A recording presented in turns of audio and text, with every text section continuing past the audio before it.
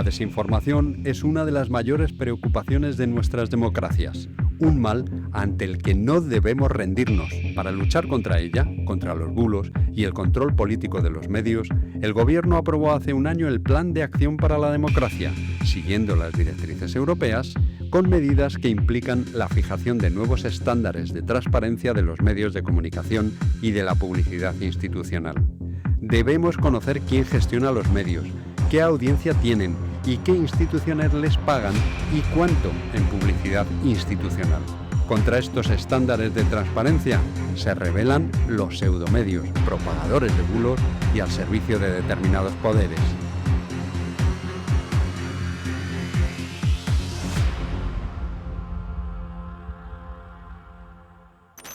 Para debatir sobre estos temas, contamos hoy con la presencia de Ángel García Castillejo, vicepresidente de la Comisión Nacional de los Mercados y la Competencia; Roberto Laquidaín Zabalza, director de Desarrollo Corporativo y Servicio Público de Radiotelevisión Española; Miriam Rodríguez Pallarés, doctora en Periodismo e investigadora de la Universidad Complutense de Madrid; y Angélica Rubio Cerezales, periodista y analista política.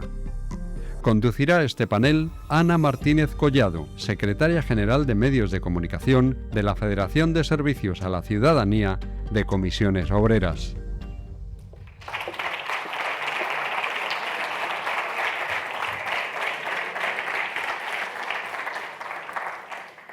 Bienvenidas, bienvenidos, gracias por estar aquí. Retomamos esta escuela sindical Pedro Patiño que organiza la Unión Regional de Comisiones Obreras de Madrid, y lo hacemos con la ENFA.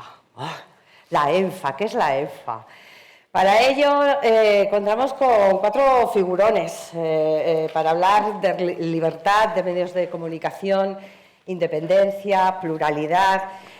Por empezar por lo más a la izquierda posible, sin que esto os condicione, me lo vas a permitir.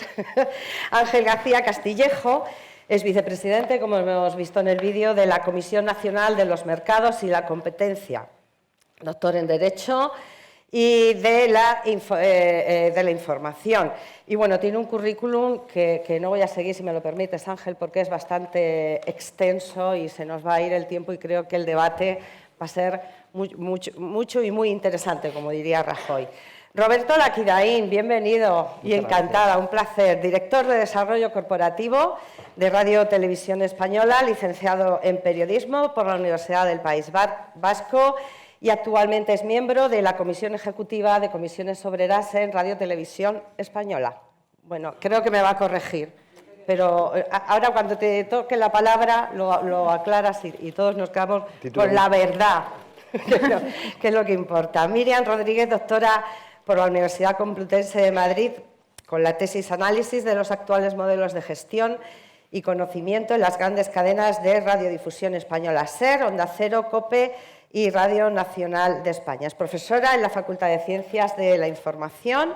Me encanta que hagas así porque no me estoy confundiendo, ¿verdad?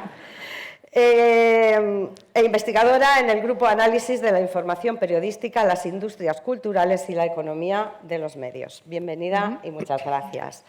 ¿Y quién no conoce a Angélica Rubio? Más que nada por esos debates que ha generado en la televisión pública tan enérgicos sobre todo, ¿verdad, Angélica?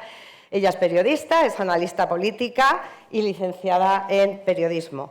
Hoy en la comida decía, yo llevo tiempo sin ver a Angélica, y me han aclarado, claro, es que está en el Consejo de Administración de RTVE y ya no es compatible. Te echamos de menos. No sé si será para bien o para mal, espero que para bien, pero te echamos de menos. Bueno, la ENFA y la regulación de los medios en Europa.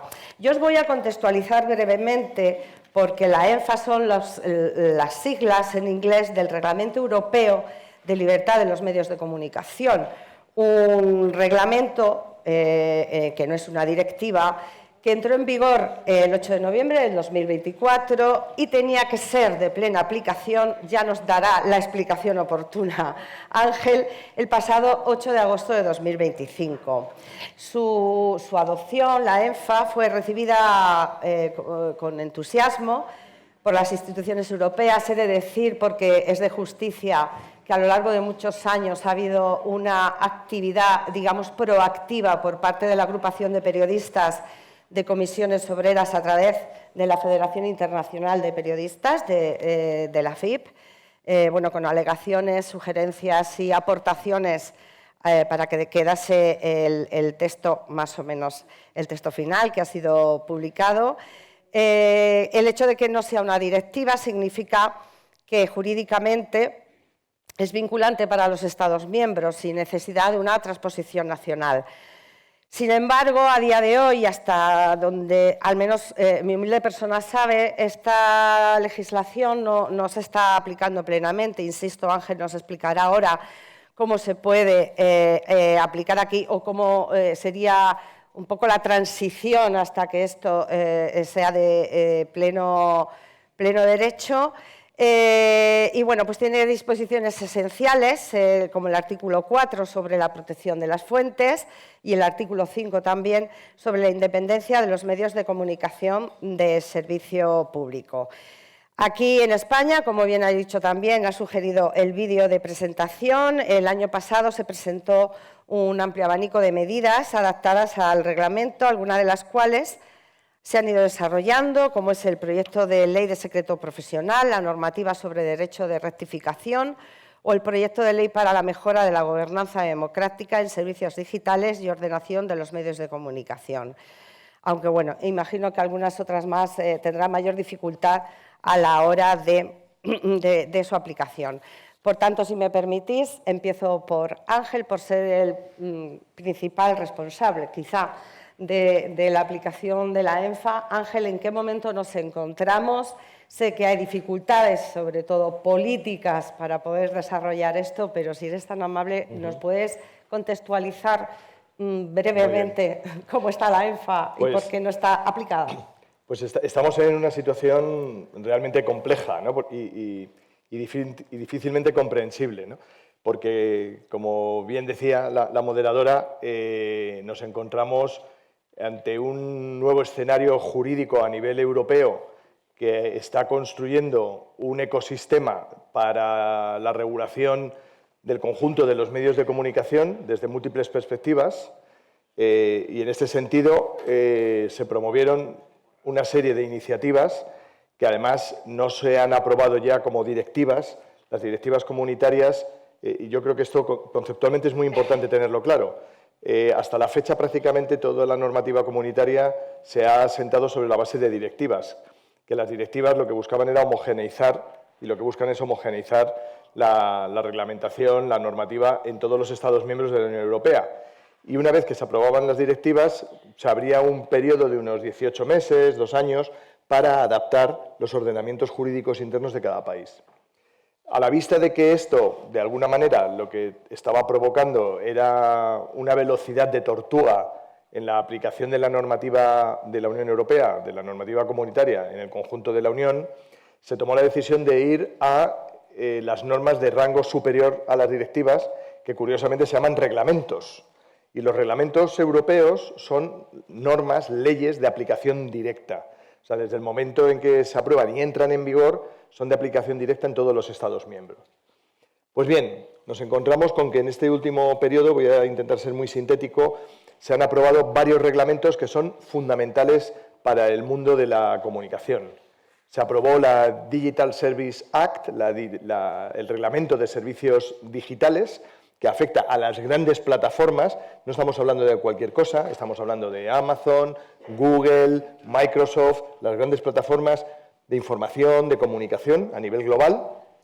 Junto con ellas se aprobó también la Digital Market Act, el reglamento de mercados digitales, que acompaña a este reglamento de servicios digitales, y 2 años más tarde se aprobó la European Media Freedom Act, el reglamento europeo de libertad de medios, de libertad de prensa. La ENFA, como la conocemos popularmente, la ENFA debiera de estar en vigor en todos los Estados miembros de forma efectiva desde el pasado 8 de agosto. ¿Y qué ocurre con España? En el caso español nos hemos encontrado con que la ENFA y la Digital Service Act y el Reglamento de Servicios Digitales, porque ambas normas van juntas, van de la mano. Yo creo que a nadie se le escapa que, por supuesto, son importantísimos en el ámbito de los medios de comunicación las grandes plataformas y cómo corre la información y la comunicación a través de las grandes plataformas, pero luego, junto con ello, todo el resto de medios. Y el Gobierno intentó primero, por la vía del Real Decreto Ley, en el famoso Real Decreto Ley Ómnibus de finales de 2024, perdón, se intentó en este Real Decreto Ley introducir estos dos reglamentos por ley en nuestro país, pero este Real Decreto Ley no fue convalidado. A la vista de que no fue convalidado por las Cortes, el Gobierno tomó la decisión de promover mediante una ley, que es la Ley de Mejora de la Gobernanza Democrática de Servicios Digitales y de Ordenación de los Medios de Comunicación, que en este momento se encuentra en el Parlamento, pero yo creo que no hace falta aquí extenderse mucho tiempo en saber cuál es la situación parlamentaria al día de hoy. Esta ley se encuentra estancada, sigue todavía parado en la posibilidad de presentación de enmiendas, o sea, ni siquiera se ha constituido ponencia, o sea, estamos todavía a la espera de que se pudieran presentar enmiendas a este proyecto de ley y, por lo tanto, nos encontramos con una dificultad. Y con esto termino en esta primera intervención. Esta ley, igual que el anterior Real Decreto Ley no convalidado, plantea que el organismo regulador independiente, en el caso de España, para todo lo que se refiere a la aplicación tanto de la Ley de Servicios Digitales europea como la Ley de Libertad de Medios europea, fuese la Comisión Nacional de los Mercados y la Competencia. Pero nos encontramos con un obstáculo, y es que para ello hay que modificar la Ley de creación de la Comisión Nacional de los Mercados y la Competencia. Dicho esto, y es la guinda, se ha abierto y al día de hoy hay un intensísimo debate jurídico sobre cómo conciliar la obligación a nivel comunitario de la aplicación directa de los reglamentos y que en el caso de España no se esté aplicando. Tan es así que en el caso de la Ley Europea de Servicios Digitales, la Comisión Europea ya ha instado el procedimiento judicial contra el Reino de España, que ya está en el Tribunal de Justicia de la Unión Europea, y de no incorporarse de forma efectiva, de forma inmediata, a partir de un determinado momento a España se le empezará a imponer una multa coercitiva diaria de 75.000 euros al día. Esto es así. Esto en relación con la Digital Service Act. Esto ocurrirá lo mismo a partir de mañana con la ENFA o con otros reglamentos. Y entonces se ha abierto un debate que desde mi punto de vista es apasionante como jurista y en lo que le toca también a las competencias de la CNMC, y es: si nos encontramos en un entorno europeo que establece claramente que los reglamentos son de aplicación directa, ¿cómo actuar en una situación como la que nos encontramos ahora, en la que pudiéramos tardar años en que se modificaran las leyes a la vista de la situación político-parlamentaria, ¿no? Y aquí es donde se abre el debate o las discusiones sobre la posibilidad de poder buscar por la vía de los reales decretos, los reglamentos nacionales, o sea, la aprobación directa por el Consejo de Ministros, el implementar de forma directa la ENFA y a partir de ahí el asignar de forma ya efectiva, en este caso al regulador independiente español, que es la Comisión Nacional de los Mercados y la Competencia, las funciones y competencias, valga la redundancia, tanto de la Ley de Servicios Digitales como de la ENFA en nuestro país. Pero hasta el día de hoy, la CNMC formalmente no tiene ninguna de estas competencias de momento. No habremos llegado de desinformación y distribución de bulos, que necesitamos hasta una ley de libertad de medios de comunicación. Angélica lleva muchos años ejerciendo el periodismo. Yo ya no sé si decirle hasta el periodismo de trincheras, entiéndeme, ese periodismo que hemos conocido también de los años 80, de los 90 y que nada tiene que ver con el periodismo que se ejerce hoy en día, si me permites, y si no me corriges. ¿Dónde termina precisamente? ¿Dónde empieza? ¿Dónde termina la responsabilidad de los medios de comunicación y de los poderes públicos en la difusión precisamente de la desinformación o en el control de los bulos? Yo creo que la responsabilidad es entera de los medios de comunicación y de los profesionales. Yo aquí, a ver, el periodismo que yo estudié no existe, pero es que yo no soy nada nostálgica. Es que yo creo que Internet, como todo en esta vida, ha traído cosas muy buenas y cosas muy malas. Y al periodismo y a la comunicación ha traído cosas buenísimas. Yo me acuerdo cuando empecé El León de becaria en un semanario, venía el presidente de la Junta y no veas tú para mandar la crónica a la radio, ¿sabes? Busca una cabina, un bar, mete las monedas, pasa la... Oye, y los móviles son una maravilla. ¿Que los móviles también son una esclavitud? Bueno, pero han ayudado. Entonces, esto de verlo todo catastrofista, no. Yo creo que la revolución digital ha democratizado la comunicación. ¿En qué sentido? En el sentido de que hasta hace poco el monopolio de la información lo teníamos los periodistas. Y tú dices, qué bonito, los periodistas, todos guays, todos maravillosos. No. Eso se traducía en que el monopolio de la información lo tenían 4 medios de comunicación, que no es lo mismo. No es lo mismo que el monopolio de la información lo tengan los periodistas, que lo tengan solo la 1, la 3, la 5, El País y El Mundo. No es lo mismo. Por lo tanto, ha habido una democratización, porque cualquier ciudadano, efectivamente, puede retransmitir un acontecimiento. Eso tiene su cara negativa, que es la propagación a la velocidad de la luz de los bulos y de la desinformación. Porque además, como todos sabemos y como todos sabéis, pues con la IA hoy se pueden hacer virguerías. Y la IA solita te puede hacer un vídeo con mi cara y las que estamos aquí diciendo disparates y barbaridades. Claro, es que no todo en la vida es bueno o malo. Yo siempre procuro quedarme con lo bueno. ¿Qué ocurre? Que estamos viviendo un modelo revolucionario, una época revolucionaria en muchos sentidos, sobre todo tecnológica y de comunicación, y la sociedad tiene que adaptarse y tiene que regular esas cosas. Estamos viviendo unos momentos de cambios históricos en todos los sentidos, en el político, en el tecnológico, en el médico, en la medicina, en todo. Y tenemos que adaptar nuestra legislación. Dicho lo cual, y Ángel no lo tomes a mal, yo esto de las legislaciones me parece maravilloso, pero la realidad es otra. La realidad, señoras y señores, es que aquí mandan Google, Facebook y 2 más. Esto es así. Es decir, yo cuando dirigía el Plural y gestionaba el Plural, se lo decía a algunos políticos, digo, a mí lo que legisla el Gobierno de España no me afecta para nada. Para nada. Ahora, cada vez que Google cambia el algoritmo, me pongo a temblar. Google es el que decide qué medio vive, qué medio muere, qué medio es rentable y qué medio no es rentable. Muchos medios de comunicación hacían y hacen trampas con la audiencia. Porque claro, aquí, esto de echar siempre la culpa a los políticos, a los poderosos, cuidado. Cuidado que esto es un mundo muy complicado. Porque claro, tú tienes una plantilla, tienes que tener unos ingresos para pagar unas nóminas y ser rentable, ¿vale? Entonces, en el mundillo todos sabíamos que medios de comunicación hacían trampas. No lo vas a contar, porque no te metes con el colega, ¿no? ¿Qué ocurre? Que hubo medios de comunicación que protestamos con las trampas que se hacían de audiencias, Google ha tomado medidas. Y hay digitales que han tenido una caída de audiencia del 65%. No 1, ni 2, ni 3. En los últimos 3 meses ha habido unos cuantos digitales que se han pegado un tortazo de audiencia brutal. ¿Eso qué implica? Un tortazo de ingresos publicitarios brutal.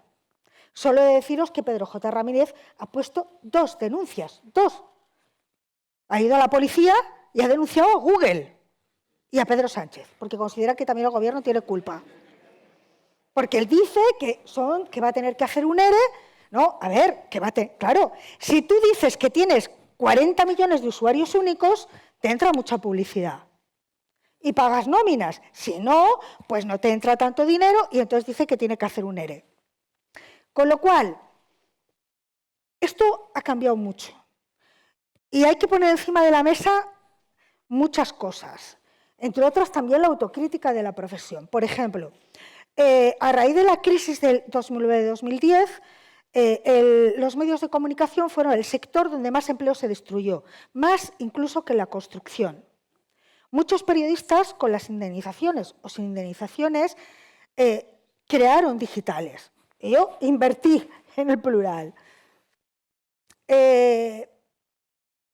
Bueno, claro, hay que gestionar una empresa y hay que pagar nóminas y hay que tener ingresos. Entonces, no olvidemos que detrás de un medio de comunicación hay una empresa, que para montar un medio de comunicación hay que tener dinero. Por eso, la inmensa mayoría de medios de comunicación son de derechas o de extrema derecha. Vosotros repasar los digitales que hay. ¿Por qué el 90% son de derechas o de extrema derecha? Pues porque hay que tener, aunque sea poco dinero, hay que tener dinero para montarlo. Y el dinero está donde está. Y tiene los intereses que tiene. Esto no se cuenta aquí, en foros como este, ¿vale? A partir de ahí, además, a más, yo os voy a poner un ejemplo para que sepamos dónde estamos, ¿no? Periodista, amigo mío, ERE, en un gran medio de comunicación, con su indemnización, monta con otro socio un digital, que ha crecido la empresa, tiene un montón de digitales. Entonces me dice a mí que tal, que jolín, que espabilate más, que tú, que... Elecciones municipales pasadas. En un día, con una empresa especializada, creó 50 digitales. 50. Y los 50 los atendía con un becario y con inteligencia artificial. Eran 50 digitales locales, hechos ex profeso para las elecciones municipales. ¿Y esto en qué consistía? Un programa de IA alimentaba automáticamente el digital con notas de prensa del ayuntamiento, de la asociación de vecinos, de no sé qué. Y el becario solo estaba para escribir un artículo para poner a parir al alcalde o a la alcaldesa. Entonces, a la semana te vas a visitar al alcalde o a la alcaldesa y le dices 15.000. Entonces, se montó 50 digitales para las elecciones municipales exclusivamente para recaudar dinero, con un coste mínimo, con digitales hechos por IA y con un becario. Con lo cual, en la profesión, fuera de la profesión, en Dios Google, en la Comunidad de Madrid, es decir, esto tenemos que tener presente que es muy complicado, que la información es poder, que la información es básica en una democracia sana, que hay muchos intereses, que tenemos que saber quién está detrás de cada quien, por eso es tan importante saber quién está detrás de un medio de comunicación. Por eso es muy importante saber que un empresario está detrás de 50 digitales locales que se crean o misteriosamente 3 meses antes de unas elecciones municipales. Exacto.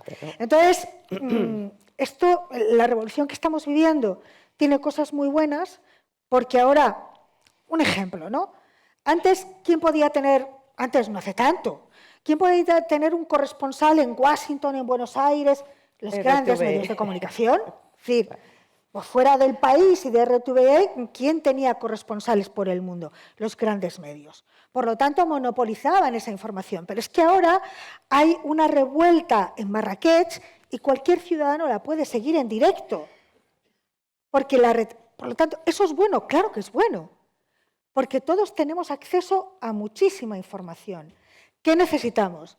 Necesitamos herramientas para saber discernir, necesitamos legislación y necesitamos también querer saber, porque rizando el rizo, estamos en la época de solo vemos lo que queremos ver, solo leemos lo que queremos leer y solo escuchamos lo que queremos oír.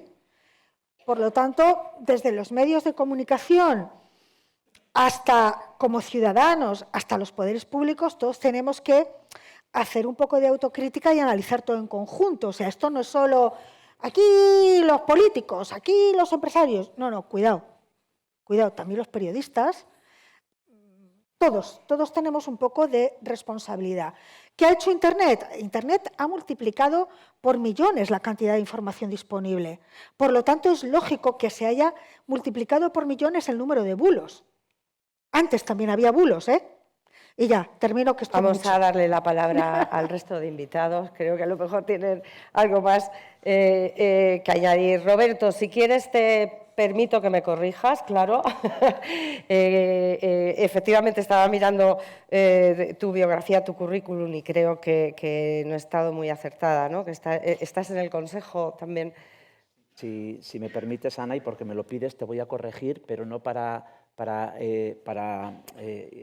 restar elementos de la presentación, sino para sumar, para añadir, para adicionar, porque tienes el poder de ser mentalista cuando eres capaz, contrariando a Sabina, esto que decía de al lugar donde has sido feliz no debieras tratar de volver. No estoy en la ejecutiva de comisiones obreras de RTV por circunstancias atenidas a la responsabilidad de la dirección que ostento.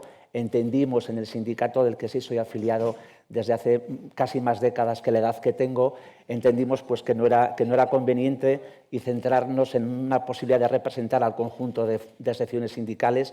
No hace falta que os diga cuál es el sindicato que está en mi corazón reventándolo día a día. En ese sentido, quiero agradecer la presencia de nuestro gran líder, del secretario general de RTV, Fernando, que quizás tiene deseos de que pueda volver. De momento no. Agradecer también Ana, y a Comisiones Obreras, Paloma, la presencia de compañeros y compañeras de RTV, Angélica como ejemplo, Estefanía de Verifica, que es un orgullo para la casa, una de las entidades, personas, organismos premiados, el propio secretario general y yo, humildemente, pues que soy la cuarta persona, si no hay algún compañero o compañera más que esté también en RTV. Una pregunta, pero esto de ser periodista es que es horroroso, ¿eh? Y yo lo soy, pero que lo sepáis, que no paráis, no dais pie. Yo te quería decir, precisamente, está aquí la compañera de Verifica, comentábamos hoy, fíjate hasta qué punto hemos llegado de desinformación, que está muy bien democratizar la información, yo estoy de acuerdo contigo, pero claro, ¿hasta qué punto, no? ¿Cuál es la línea roja, ese cordón sanitario que dicen los políticos, de qué es real, qué es verdad, qué no lo es y que está manipulado? Que manipulación también ha habido de toda la vida, de otras formas, pero de toda la vida, ¿no? Perteneces a Radio Televisión Española, te venía a decir, se ha visto de alguna manera en la obligación de generar o crear Verifica para desmentir bulos. Esta mañana decía otra compañera también que con el caso de la Dana en Valencia se dedicó un 40% de la profesión periodística a desmentir todo lo que la desinformación que se generó por esa catástrofe. Como periodista, sobre todo, te pregunto, pero también como miembro de Radio Televisión Española y sobre todo desde tu perspectiva de la profesión, de todo lo que te han dado estos años de sabiduría, ¿no? ¿Cómo podemos, no sé si enfrentarnos a la desinformación, si, como decía, claro, es una responsabilidad de los medios, pero también de los y las periodistas, ¿no? No sé en tu cabeza cómo cabe que nos estemos dedicando más a desmentir el bulo, porque yo soy de la opinión de que crear un bulo es muy fácil, lo difícil es desmentirlo, porque tienes que contextualizar y tienes mucho más rollo en 2 segundos de dedo, de pantalla. No sé cómo podemos afrontar esto, Roberto. Pues haciendo caso a Eduardo Chillida, que decía que el ojo solo es capaz de ver cuando es capaz, el ojo solo es capaz de ver cuando está lleno de aquello que quiere mirar. En la presentación de estas jornadas, el secretario general, Unai Sordo, ha dicho algunas cosas que nos llaman, y lo ha dicho él y lo dicen docenas y docenas de grandes pensadores y en Europa, fundamentalmente, también en Estados Unidos, que nos dicen ya dejar de ver, perdonadme, dejar de debatir tanto y empezar a mirar ahí donde tenéis que mirar. Porque hay un núcleo, y Unai lo expresaba esta mañana en la presentación, cuando cualitativamente daba un salto hacia la necesidad de que observemos con más intensidad lo que supone la gran revolución de la desinformación. Es que desinformación más democracia ya no es igual a democracia. La desinformación a sola destruye las democracias. La desinformación, como ha dicho Angélica, la desinformación llevada al potencial de las grandes plataformas mundiales. Y ahí, ¿qué agentes somos fundamentalmente necesarios? Evidentemente no puede ser de otra manera que aquí diga la acción individual, la acción profesional, la resistencia colectiva, pero también le voy a añadir, Angélica, a su reflexión, a cuando dice que la realidad es que aquí mandan Google, Facebook y 2 más. Le compro el argumento, 2 más, con respecto al resto de medios de España, 2 más, Televisión Española y Radio Nacional de España. Me toca defender. ¿Por qué? Porque por las pantallas solo de la 1 de Televisión Española todos los días hay de 17 a 20 millones de usuarios únicos. 17 a 20 millones de usuarios únicos. Claro, el potencial de alcanzar a la conciencia política ciudadana de estas personas no es menor. Y ahí decía Unai, estamos viviendo una etapa, y le he copiado esta mañana, donde se vive un cuestionamiento radical de que el conocimiento básico de los expertos ya no sirve. Se está imponiendo el matonismo, se están rompiendo los códigos compartidos en democracia, se están introduciendo las nuevas formas de la extrema derecha.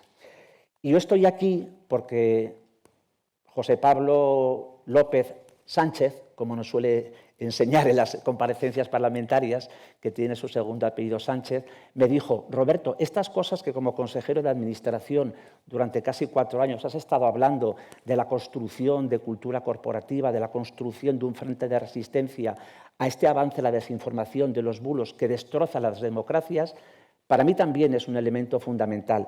Y por eso José Pablo, en su comparecencia ante la Comisión de Nombramientos del Congreso de los Diputados, cuando se postula como candidatos, dice una cosa fundamental. En sus 8 objetivos en el caso de ser elegido presidente, como sucedió, el primero, y leo literal, es un compromiso con la construcción de una democracia sana a través de la información. En eso estamos en Radio Televisión Española. Sabemos, como sabemos todos, como saben todos ustedes, como saben todas ustedes, y hoy lo ha citado Unai, y nos lo dijo el presidente del Gobierno cuando se retiró 5 días a descansar, cuando en su carta dirigida a toda España, en 3 ocasiones, hablaba de fango, fango y fango. Es verdad que le toca en carne propia y emocionalmente te destruye, pero el fango está destruyendo, está minando, está lesionando principios básicos de democracia. Y ahí estamos llamados a resistir, y por la parte que nos toca, quienes aquí citaba de RTV, de una manera especial, con la inestimable ayuda del regulador, con la inestimable ayuda, con reverencias lo digo, del conocimiento. El BBC, el referéndum del Brexit. El referéndum del Brexit ha empobrecido un país durante décadas.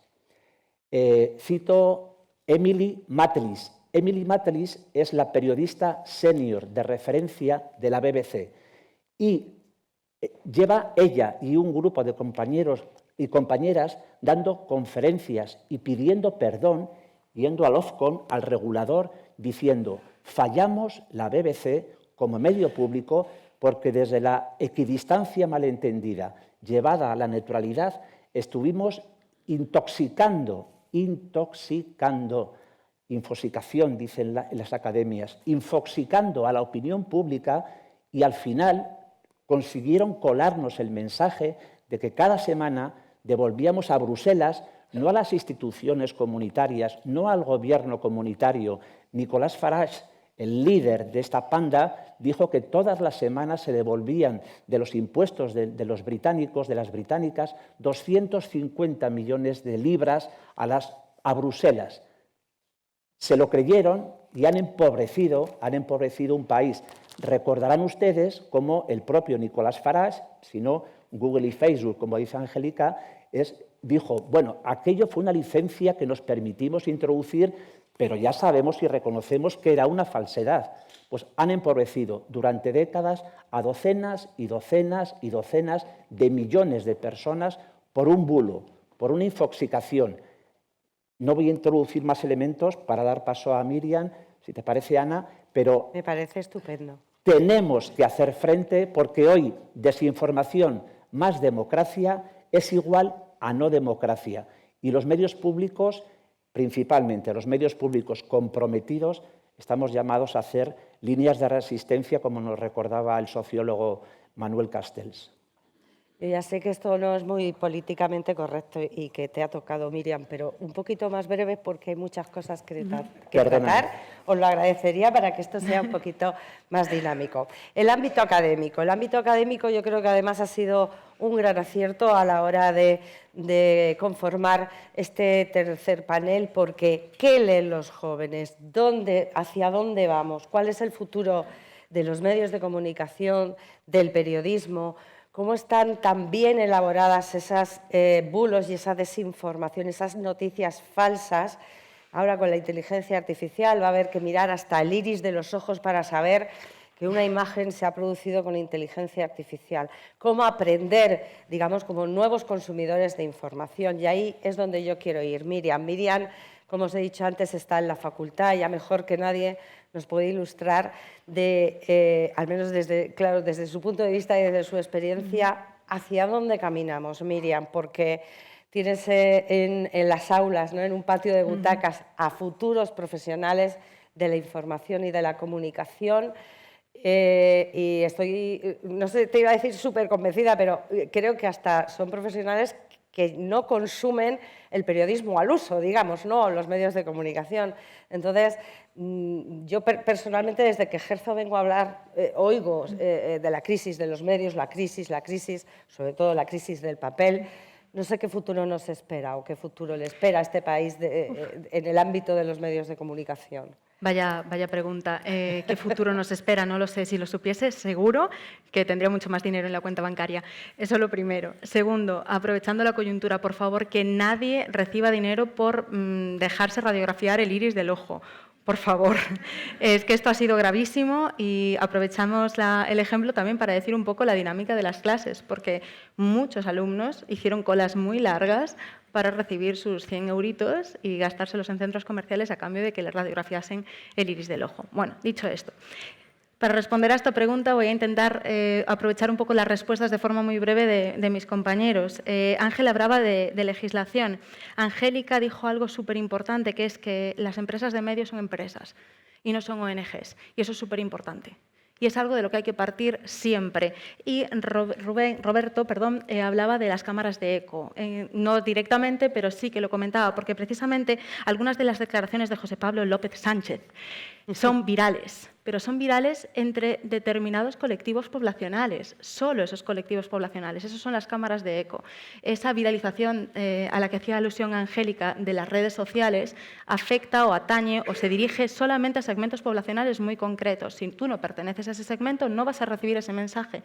Por lo tanto, acabamos retroalimentándonos con las mismas ideas constantemente. Y esto afecta directamente al perfil de los alumnos, al perfil de los futuros profesionales de los medios. Primero, los medios en la actualidad parten de una falta de credibilidad abrumadora. Tienen ahora mismo cero credibilidad y respeto y reputación. Esto está muy vinculado con el concepto de empresa como medio o medio como empresa. No voy a meter mucha teoría, pero voy a decir solamente una cosita. Unos de los grandes teóricos de la teoría de la empresa informativa en España, que fueron Nieto e Iglesias, decían que los medios de comunicación tienen que equilibrar dos fines, el fin lucrativo y el fin social. Dependiendo del modelo, y esto es inquebrantable, o sea, es indubitable. Sin dinero no se pone a rodar la máquina. Y a veces hablar de periodismo es caer en la romantización.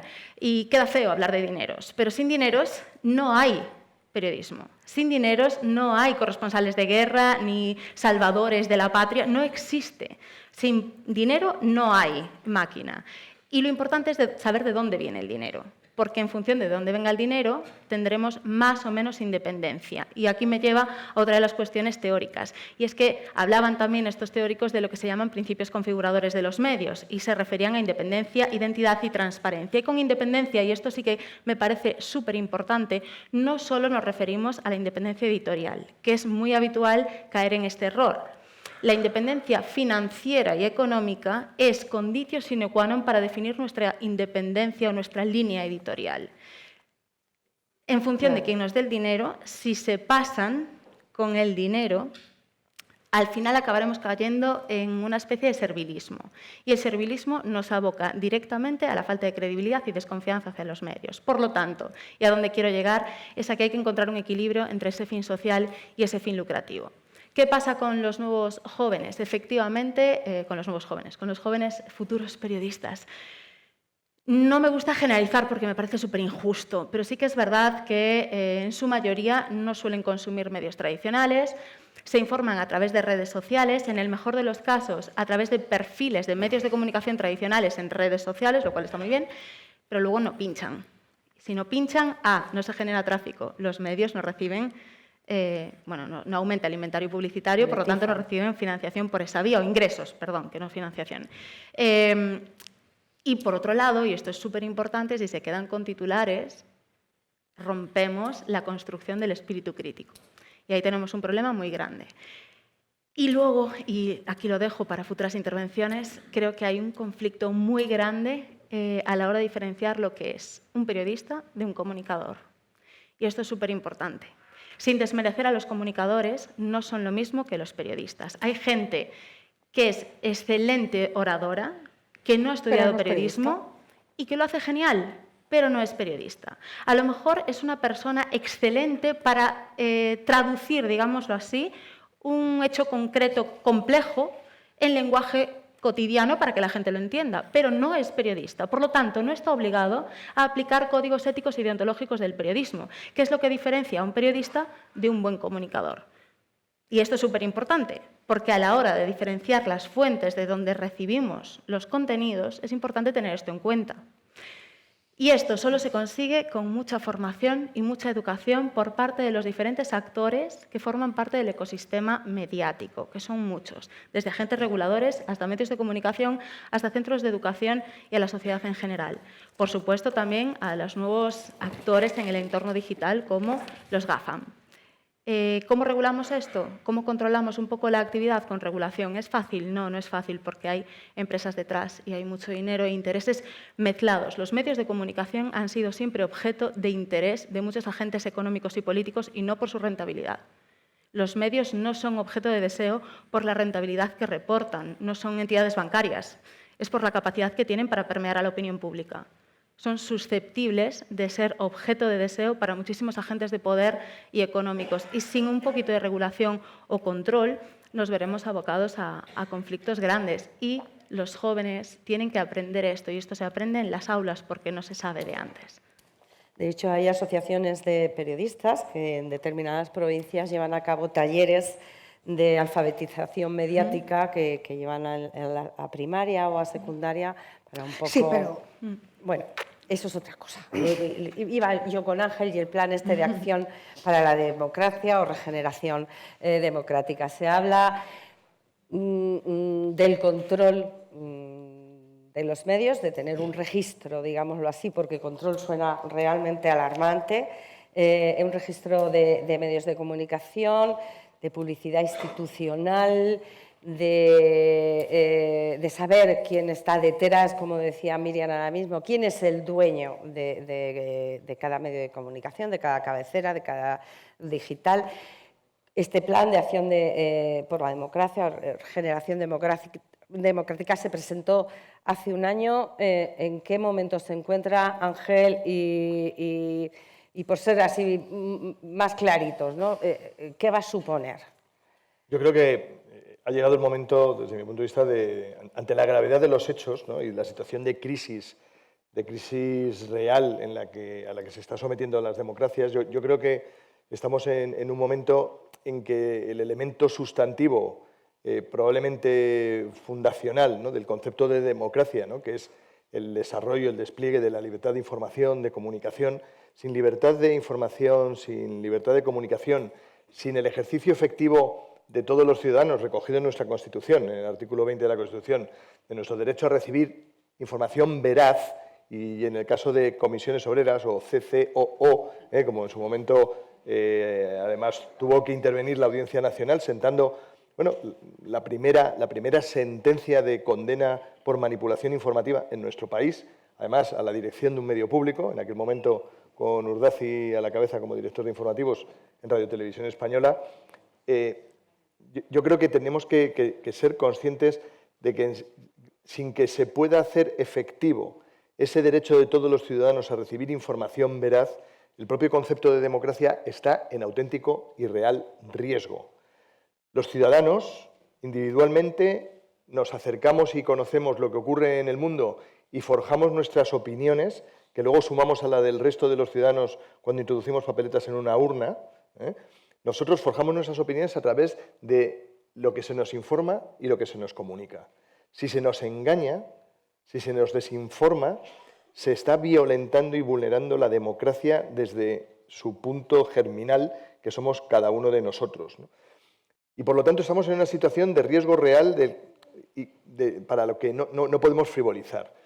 Y en relación con la pregunta en concreto, tenemos los reglamentos europeos de aplicación directa, tenemos una situación a nivel nacional de estancamiento legislativo y yo creo que ha llegado el momento de exigir la aplicación directa de los reglamentos europeos para poder disponer de las herramientas con las que combatir la desinformación en España.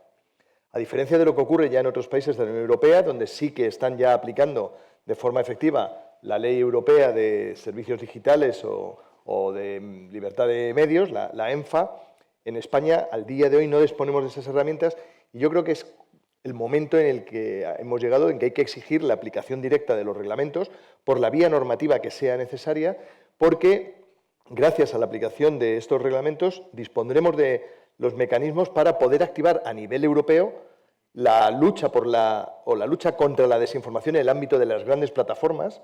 No nos engañemos, como España, como país, no somos nada frente a Google o frente a Amazon o frente a las grandes redes sociales.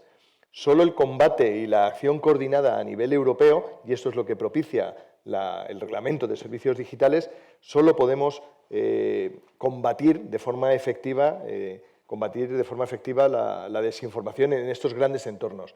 Y luego, a nivel nacional, con la ENFA y la aplicación efectiva de la ENFA, con el registro de medios, la posibilidad de saber cuáles son los medios realmente existentes, quiénes son sus titulares, quiénes están detrás de ellos, los grupos de comunicación o de interés que están detrás levantando los velos, sabiendo de dónde recaban los recursos, ya sea de forma privada o vía subvenciones institucionales, el control de los algoritmos, la posibilidad de poder intervenir en todo lo que es la generación de los grupos de comunicación y la información, y algo que también me parece muy importante, y es abordar también con la ENFA en la mano, el poder abordar de forma efectiva, no solo a nivel nacional, sino también a nivel europeo, situaciones como las que nos estamos enfrentando al día de hoy y que no somos del todo conscientes.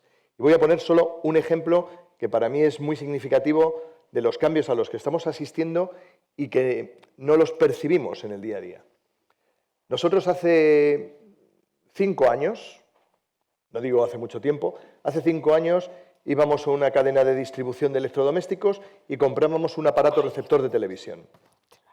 Llegábamos, colocábamos el aparato receptor de televisión, además en un país como España, que el 80% de los hogares accedemos a la televisión a través de la televisión digital terrestre, a la televisión en abierto, y de pronto, bueno, pues enchufábamos la tele a la antena y al enchufe, y veíamos la televisión y veíamos los canales, la 1, la 2, Antena 3, Telecinco, la 4, la Sexta, sin ningún problema.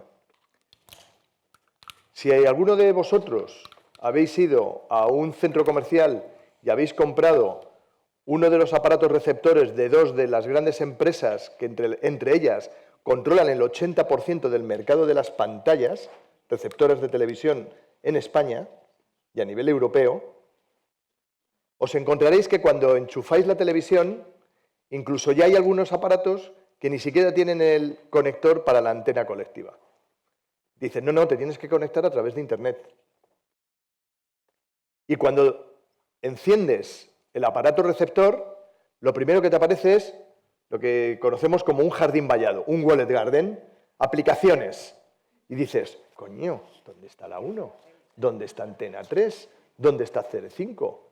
Y lo único que encuentras son logotipos de aplicaciones, que son las aplicaciones propietarias de ese fabricante o de aquellos que han pagado por estar ahí, o que incluso han pagado por estar en el mando a distancia.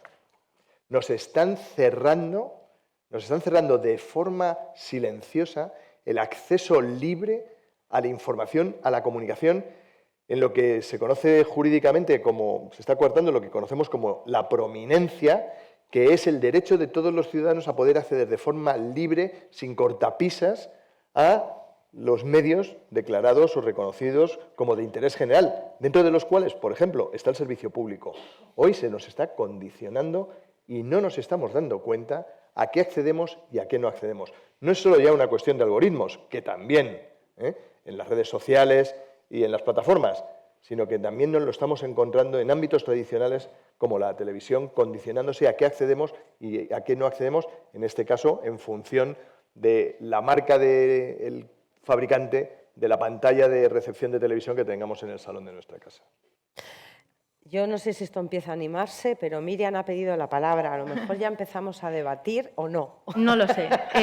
Solamente iba a hacer una pequeña aportación porque, bueno, me voy a envalentonar yo, que tengo, creo, bueno, no lo voy a decir. Me voy a envalentonar yo y punto. Se va animando. Creo que hacer una lista, porque voy a retomar una pregunta que habías hecho, hacer una lista de medios y pseudomedios, sé que la palabra pues, genera ciertas fobias, para algunos filias, es un tema complicadísimo. Esto al margen de lo que estaba comentando Ángel. Es un tema complicado porque es necesario establecer una lista de ítems que deben cumplir los medios considerados medios y si no se cumplen esos ítems, pues estaríamos hablando de pseudomedios. Pero esa lista hay que hacerla y tiene que haber un comité o un órgano colegiado o un grupo de expertos que delimite esos medios. Y aquí de nuevo entramos en colisión, confrontación de intereses, etc. etc. Esto que comentabas, Ana, es algo que aparece en este tipo de reglamentos, es algo que se iba comentando ya hace muchos años también en el ámbito académico, pero ni siquiera en el ámbito académico, que hay quizás menos intereses económicos por medio, menos presiones, la gente se lanza de una forma muy evidente a decir, no, es que tiene que cumplir todo esto, ¿no? Esto entronca directamente con un conflicto al que todos estamos súper acostumbrados y que bueno, pues han protagonizado muchas portadas, y es el conflicto de las acreditaciones de los periodistas al Congreso de los Diputados. ¿Qué consideramos medios? ¿Qué no consideramos medios? Y esto me lleva otra vez a la idea de empresa que comentaba Angélica y comentábamos hace un ratito. Hoy en día hay una crisis muy grande de financiación para los medios, de fuentes de ingresos y fuentes de financiación, que son cosas diferentes. Hay una crisis muy grande y eso imposibilita la independencia de muchos medios de comunicación y, sin embargo, en el entorno digital, en ese entorno al que accedemos a través de estas televisiones, siguen proliferando muchísimos negocios relacionados con la información de forma exponencial. En los años 80-90 hubo un proceso de concentración de medios en España y en Europa.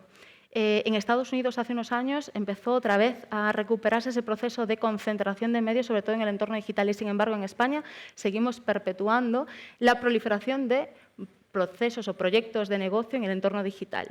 Si los grandes medios tradicionales no tienen suficientes ingresos para sobrevivir, ¿cómo pueden proliferar tantos medios de comunicación en el entorno digital? ¿De dónde sacan la pasta? Porque con 2 redactores haces un digital. ¿Y de dónde sacan la pasta? Es que a ver, primero, Ángel, queridísimo, no estoy de acuerdo. A ver, las televisiones se han tenido que reinventar. Yo, que soy muy antigua y no estoy en redes sociales, hace unos años dije en casa, no compramos más tele. Nadie veía la tele. Cada uno estaba con su tablet. Entonces, o los fabricantes de pantallas se ponían las pilas y se convertían en algo parecido al móvil o a la tablet, o antiguos como yo, es que estaba cayendo la venta. ¿Para qué querías un aparato de televisión en casa? ¿Para nada? Claro, tú cogías tu tablet y ya no te digo el móvil y tenías ahí todo. Mientras que en la tele tradicional solo tenías la 1, la 2, la 3, la 4, la 5, la 6. Es que se tuvieron que reinventar. Tampoco vale echarle la culpa de todo a los fabricantes. Oye, se supone que somos ciudadanos y pensamos, ¿no? O sea, podemos decir, pues esto me gusta, esto no me gusta. Oye, si todo el mundo tiene Netflix, por algo será. Te quiero decir. Sí, entonces, ahí, a lo mejor, ahí yo discrepo, a lo mejor no, a lo mejor. El 80% no, eso de los que nos hogares coartan, españoles coño, si hace unos siguen años aquí accediendo solo a la se veían televisión 3. a través de la televisión en abierto. Vale, bien. Te quiero decir, al final, ¿Qué es lo que regula la oferta y la demanda, aparte de quién financia, quién tiene? El éxito. El éxito. Es decir, vamos a ver. Al final, ¿quién se fía de alguien que dice esto es verdad, esto es mentira? Verifica TV. ¿Por qué? Porque todo el mundo sabe que Verifica TV es una empresa pública que no está sujeta al anuncio o a la financiación que le dé Endesa, Iberdrola, El Corte Inglés o Patatín. Es decir, que no se debe a ningún patrocinador. Por eso yo me voy a fiar de Verifica TV, ¿vale? Respecto a los medios de comunicación tradicionales, enlazando con lo que dice nuestra profesora, aquí hay un gap. Es decir, de 50 para abajo o utiliza redes sociales o está muerto. Es que los digitales, yo, que insisto, soy analógica, hace 4 años le dije a mis chicos del Plural, o nos vamos a redes sociales, que los digitales ya estamos antiguos. O sea, ahora mismo la potencia de la información y de la desinformación está en un 80% en las redes sociales. Voy a dar un dato. Facebook llega a España en 2008, ¿vale? Uno de los mayores bulos que ha vivido este país fue el bulo del 11M.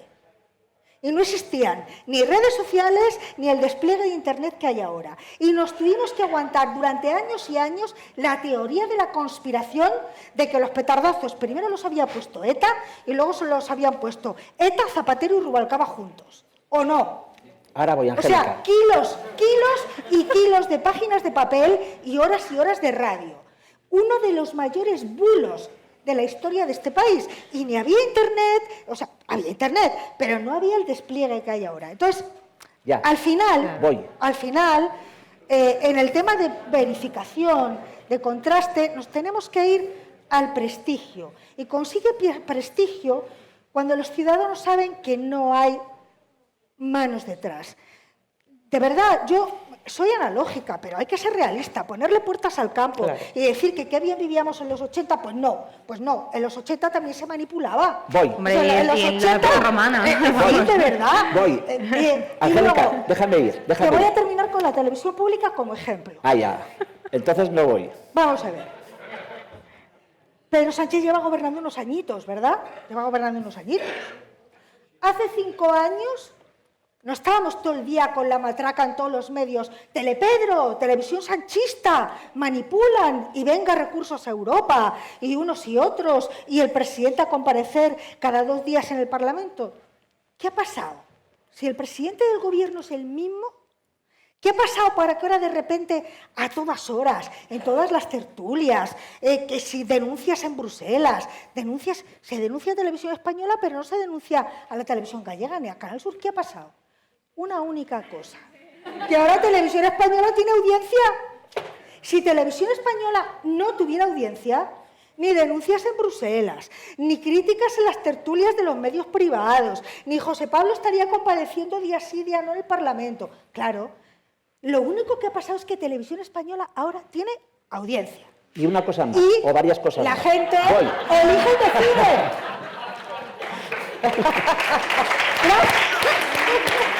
Y si me permitís... Me callo.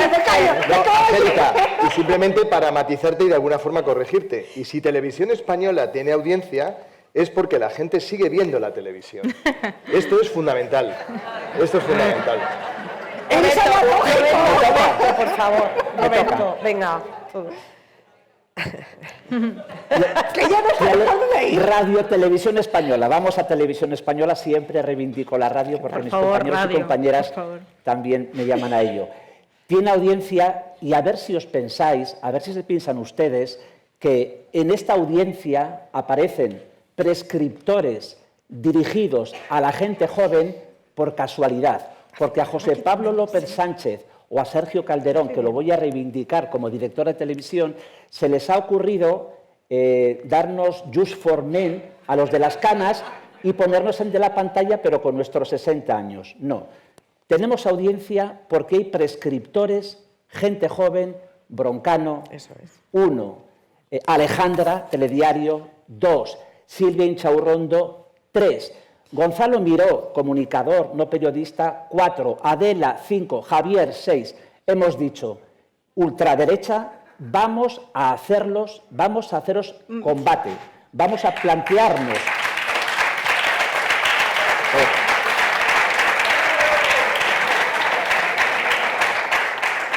Gracias por verlo, porque tenemos audiencia, pero porque tenemos a gente joven, porque hemos ido a los prescriptores y porque alguien que se retiró 5 días junto con el grupo de expertos y de expertas y junto con el grupo del mundo de la universidad que les asesoran, ha dicho: desinformación es igual a destrucción de la democracia. Y vuestros prescriptores, y os doy este número de usuarios únicos, vuestros prescriptores en la hora de la 1, audiencias de ayer, esto que desayunamos la gente de la tele todas las mañanas junto a la tostada y el café con leche. En la hora de la 1 aparece 1.400.000 personas usuarias únicas. En Mañaneros 360 aparecen 1.867.000. En el Telediario 1 aparecen 2.300.000. Ángel, más audiencia que en la televisión convencional. Más audiencia. En el Telediario 2 aparecen 3.600.000. En Broncano aparecen 4.200.000. Nuestros prescriptores están yendo a un público joven y atención a este dato, que aquí ya este melón no me atrevo a abrirlo. Atención a este dato. Pero lo vas a abrir. La 1 de Televisión Española es, por primera vez en la historia, en los últimos 30 años, líder en lo que se llama target comercial. Target comercial es el grupo de jóvenes que está entre los 15 y los 50 años. O sea, la audiencia joven hoy en día, de manera mayoritaria... Estamos fuera. Entre los 15... Estamos fuera. Claro, Estamos fuera de ese segmento de edad, pero no pasa nada, vemos la 2. Nosotros vemos la 2. No pasa nada. Voy. Por favor, que se me vale las manos. Termina, Roberto, por favor. Voy al melón. ¿Por qué target comercial? Porque es la gente que tiene la pasta, la gente que consume, la gente que quiere a 3 Media y Mediaset en sus pantallas para meterles publicidad y decirles compra esto, compra lo otro. Por eso nos ponen a caldo. Por eso nos ponen a caldo. Y por eso, ya me callo, Ana, y por eso todos ustedes saben de quién hablamos cuando hablamos de motosierras y de quién hablamos cuando hablamos de lanzallamas. Y también sabrán, igual no y se lo digo, que el principal think tank de la ultraderecha en España, el Instituto Juan de Mariana, hizo este fin de semana un informe. El Instituto Juan de Mariana le dio el premio 2024 a Javier Milei, no hace falta que les diga nada más. Este instituto ha hecho un informe en el que se dedica a desmenuzar qué hace Televisión Española con los telediarios, La Hora de la 1, Malas Lenguas, Mañaneros y Directo al Grano. ¿Por qué? Porque nuestros prescriptores están combatiendo a los MAGA y a las plataformas, porque vamos a salvar la democracia.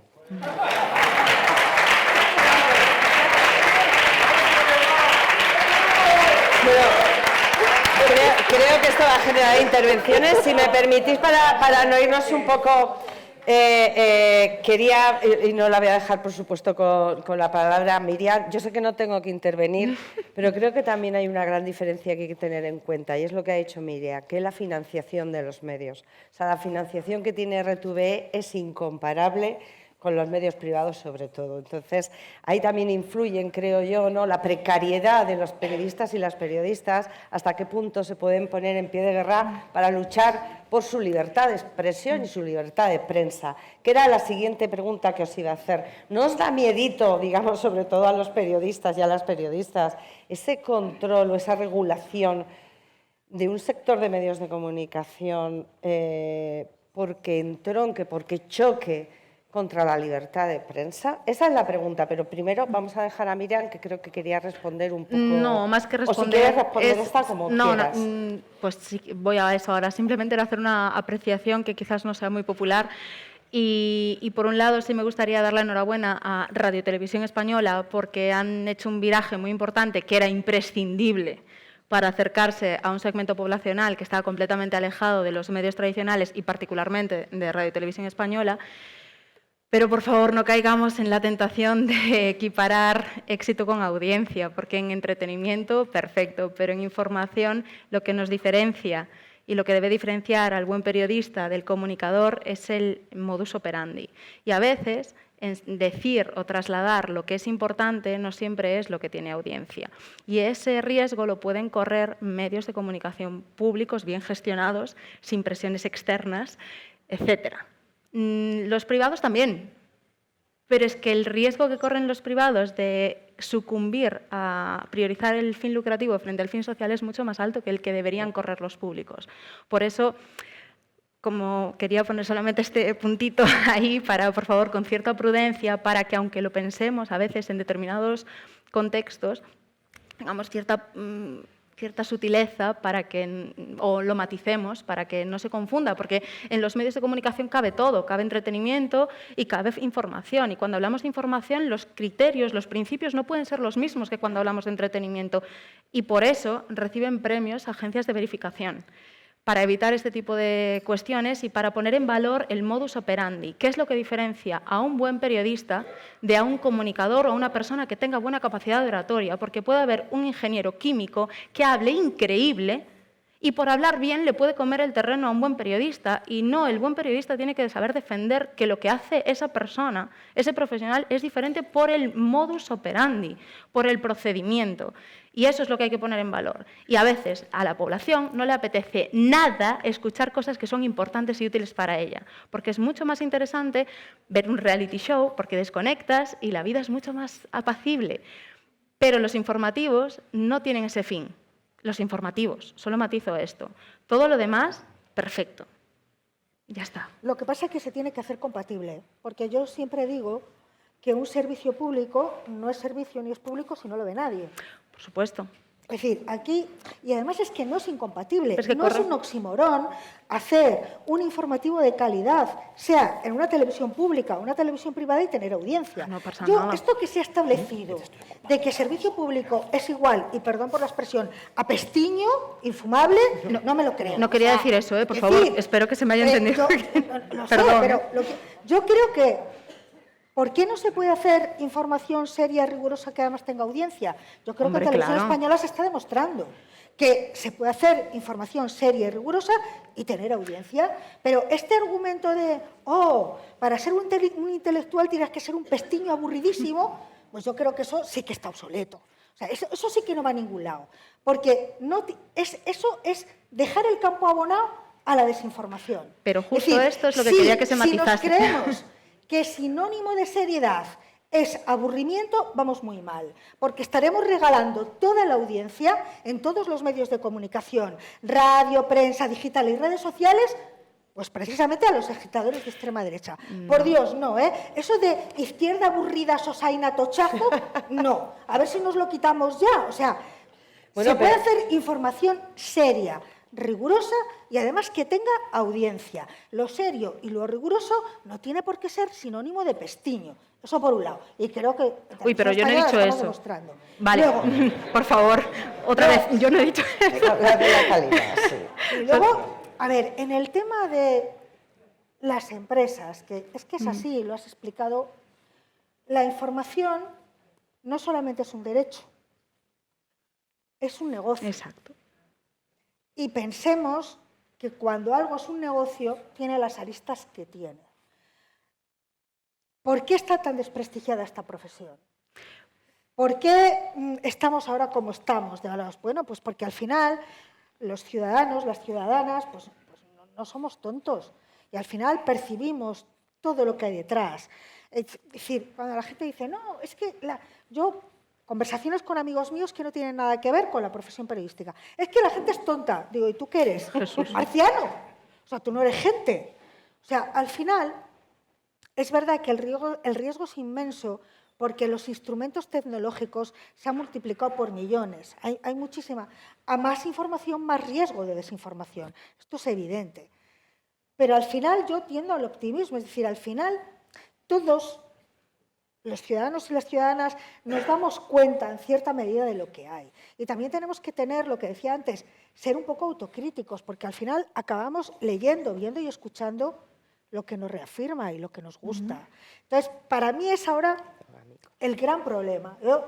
Todos los que trabajamos en medios de comunicación hemos visto el gap generacional.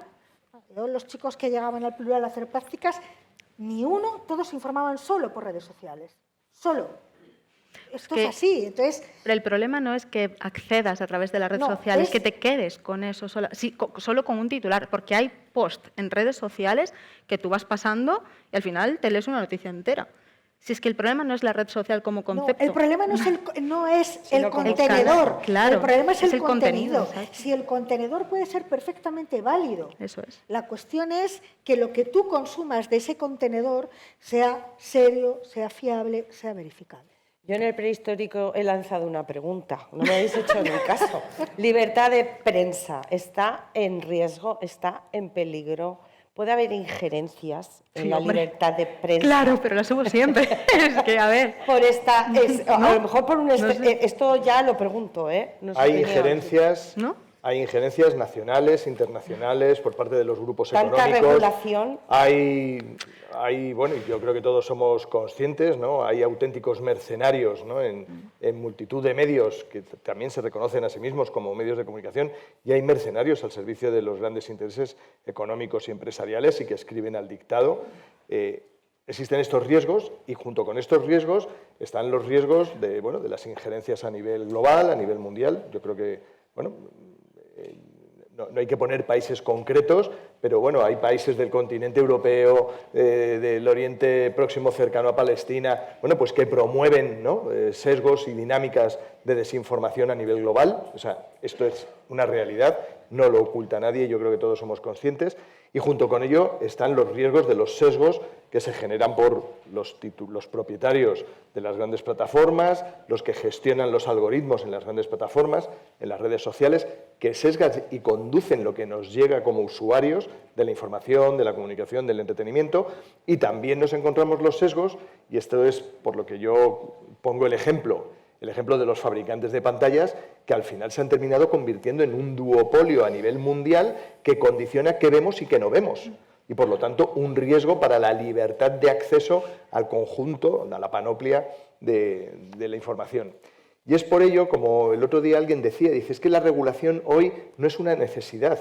La regulación para poder vigilar, evitar la imposición a la ciudadanía de estos sesgos y de estos riesgos reales para la libertad de acceso a la información, hoy la regulación es un imperativo, pero es un imperativo no solo a nivel local, no solo a nivel nacional, es a nivel global, porque el enemigo y los riesgos están muy extendidos y hay algo que sí que me gustaría trasladar. Los ciudadanos tenemos el derecho de acceder a la información, a la comunicación y al entretenimiento por donde nos dé la gana, sin que nadie nos ponga cortapisas. Y es fundamental que este derecho que tenemos todos se mantenga, porque si no, el concepto de democracia cae de golpe, cae al vacío. Y a partir de ahí, lo que tenemos que ser conscientes es que de lo que tenemos que cuidar es el mix comunicacional en el que nos estamos moviendo, que son los medios tradicionales, son los medios en papel, los medios por ondas, son los medios a los que accedemos a través de la banda ancha, a través de Internet, son las redes sociales, son las plataformas. Y es en este contexto global, convergente, donde tenemos que actuar y necesitamos las herramientas. Y termino como empezaba antes. Necesitamos disponer de las herramientas de las que hoy disponemos a nivel de la Unión Europea para poder atacar los riesgos sistémicos que están afectando y están agrediendo a la democracia en nuestros países. No es un peligro en España, es un peligro a nivel europeo y a nivel global. Y necesitamos esas herramientas ya. Yo creo que sí, ya. que es importante. Introduzco una polémica que... Más. Una más. No. Una buena noticia y una polémica al final. La buena noticia, por agilidad del debate, Ana, todos estamos de acuerdo en que las grandes influencers de España no están siguiendo estas jornadas, seguro. Por eso no creo que les moleste, que les dé casi en exclusiva algo que sabemos 3, con José Pablo 4 y ahora con nosotros, pues 158, salvo que nos estén siguiendo por redes. La semana pasada, la asociación que está intentando agrupar en España a los usuarios de especial relevancia, voy al concepto, Ley General de Comunicación Audiovisual de julio de 2022, establece a los usuarios de especial relevancia muy en sintonía con lo que Angélica ha venido diciendo. Los influencers, las que hacen así, les conocéis muy bien, las que hacen así y viralizan un mensaje a 400.000 personas. Las que hablan de alimentación a las jóvenes y les dicen maquillaros con cuidado y no os pongáis más tallas de más de la 36, hacen así y la ven 400.000 personas. Ese colectivo ajeno a nuestros debates y gracias a nuestros prescriptores, nuestras prescriptoras, al trabajo de la gente joven que se está incorporando, además de la gente que viene de fuera, han venido a Radio Televisión Española y la asociación que intenta agruparles en España nos pidieron la semana pasada una reunión para empezar a establecer métodos colaborativos de trabajo para impulsarnos a través de las redes sociales fundamentalmente, para decirnos que en su diseño, estudio, mirada de los algoritmos, y ahí estaréis muy con nosotros, si vamos para adelante, José Pablo ha dicho, convoca una reunión ya, han dicho, queremos estar con vosotros, porque ahora sí somos de esa gente joven, es que estamos siendo por primera vez en décadas de esa gente joven. Y quería decirles esto. Voy a la polémica. Libertad de información, libertad de expresión, libertad de difamación. Es que hoy son escenarios indistintos. Libertad de expresión, libertad de información, libertad de difamación. Los medios de comunicación generalistas en España difaman conscientemente, mienten conscientemente, engañan a su audiencia conscientemente, eliminan barreras de cuidado democrático conscientemente. ¿Qué hacemos? Por eso es importante la regulación. Yo creo que sí lo es importante para que organismos como la CNMC tengan más recursos y puedan hacer o dar respuesta eficaz a todas las denuncias, avisos o no avisos que puedan vincularse a todo esto. Y mientras llega la regulación, Roberto Laquiday, Vox, Radio Televisión Española. Venga, Ángela. Vamos a ver, entonces, el sindicalista de comisiones obreras, cuando lo dije hace 6 años, o hace 8, el sindicalista de comisiones obreras que no quiere que Vox aparezca en directo en la parrilla y en la programación de Televisión Española. Hay modelos de referencia en Bélgica donde las fuerzas de la ultraderecha no pueden expresarse en directo. Tienen que pasar por el control editorial de los profesionales y las profesionales de la información. Pasa en Bélgica y pasa en Alemania. En Alemania, por circunstancias obvias que ustedes conocen, existe el concepto de democracia militante. Y están llamando a los medios de comunicación a ser militantemente activos en contra de los discursos xenófobos de la extrema derecha que vienen a destruir la democracia. Estamos todo el día hablando esta semana de que Trump, en la BBC, por un reportaje de Panorama, le va a pedir 1.000 millones de libras de indemnización. No estamos hablando que en Alemania está sucediendo lo mismo. Un supermillonario, un empresario alemán, está subvencionando a News, el principal grupo de oposición en Alemania contra los canales públicos ARD y ZDF, y está diciendo hay que acabar con los medios públicos. Y voy a la polémica. Yo creo que hay que hacer un estudio profesional, interno, para ver qué hacemos con los mensajes de la ultraderecha que viene a destruir la democracia. Nosotros en el interno de RTV algo tendremos que hacer, pero somos no únicos e insuficientes. También el regulador podría introducir un elemento que yo introduje en este debate hace 8 años, el de la censura preventiva, que no censura previa, que libertad de expresión sí, pero libertad de difamación no. Y si en la televisión española, en la Radio Nacional de España, en las redes, en el digital de Televisión Española, decimos que hay una fuerza que quiere lanzar un misil contra un barco de Open Arms y hundirlo con la gente dentro, esto si lo decimos, somos colaboradores necesarios en la difusión de un bulo que destroza la democracia. Tenemos que limitar la libertad de información. Tenemos que ir terminando. ¿Alguna pregunta rapidísima del público que le queráis hacer? Uy. No sé si la organización... yo soy una mandada. Rapidísimas.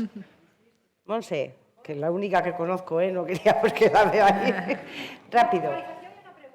Rapidísimo, Monse. Galicia sí llevó los medios de comunicación públicos a Bruselas y este mes nos volvieron a rechazar la Comisión de Peticiones. O sea, en Europa sí se habla de Galicia y creo que también de Canal Sur. Por otro lado, no sé cómo lleva la Comisión Nacional del Mercado de Valores lo del Media Board. De la competencia. De la competencia, perdón, lo del Media Board, de tener la presidencia y cómo se conjuga todo este problema de atribuciones y competencias y qué podemos hacer, ya lo sabes, los medios públicos para llamar a esa puerta y conseguir algún tipo de acción sindical para esa implementación, o por lo menos para que nos lo evalúen. Pues muy rápido, por una casualidad de los tiempos, a la Comisión Nacional de los Mercados y la Competencia le ha tocado ser ostentar la primera presidencia del que se conoce como el Media Board, que es el organismo a nivel europeo que crea precisamente la ENFA y que es el organismo heredero de lo que antes era ERGA, el organismo que agrupaba las autoridades reguladoras independientes del audiovisual en la Unión Europea. El Media Board está en este momento en proceso de construcción y, curiosamente, estamos pudiendo ejercer como CNMC en el ámbito europeo más competencias de las que podemos ejercer al día de hoy en el interno español porque carecemos de la modificación legislativa para ello. Y ahora mismo en lo que se está trabajando eminentemente a nivel europeo es precisamente en estas temáticas.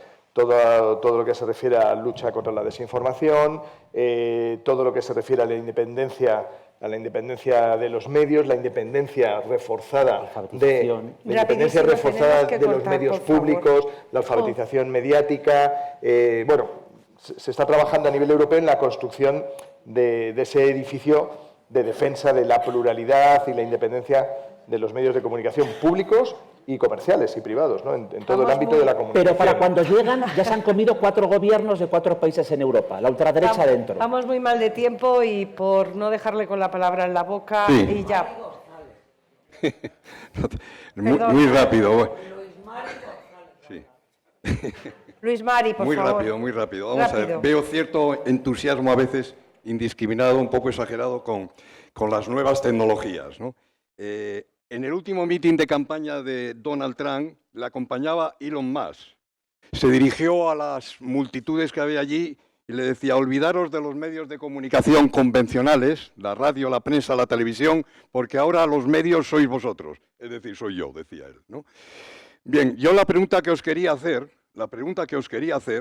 era una especie de aserto de sentencia que dictó hace 3 años el periodista y experto británico Jamie Bartlett, que más o menos decía: en los próximos años, o bien la tecnología destruirá la democracia y el orden social tal y como lo entendemos, o la política impondrá su autoridad en el mundo digital.